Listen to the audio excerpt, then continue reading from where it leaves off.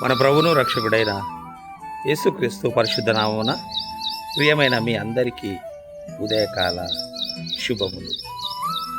అపోస్తలుడైన పౌలు గారు రోమీయులకు పత్రిక రాస్తూ 10వ అధ్యాయం 3వ వచనంలో మరి అలాగే 2వ వచనంలో ఇలా మాట్లాడారు.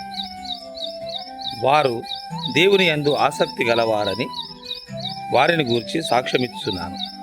వారు అనగా ఇశ్రాయేలు ప్రజలు. వారిని గురించి సాక్ష్యం ఇస్తున్నాను. అయినను వారి ఆసక్తి జ్ఞానానుసారమైనది కాదు. వారి ఆసక్తి అనేది దేవుని యందు గల ఆసక్తి, అది జ్ఞానానుసారమైన ఆసక్తి కాదు.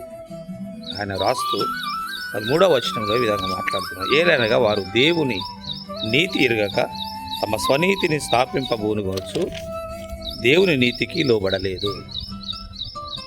దేవుని నీతి ఎరుగక, దేవుడు ఇలాంటి నీతిమంతుడు అని వారు ఎరగక స్వనీతిని స్థాపింపబోనుకొనచ్చు, వారి యొక్క స్వనీతిని స్థాపింపబోనుకొనచ్చు, దేవుని నీతికి లోబడలేదు. దేవుని నీతికి వారు లోబడలేదు.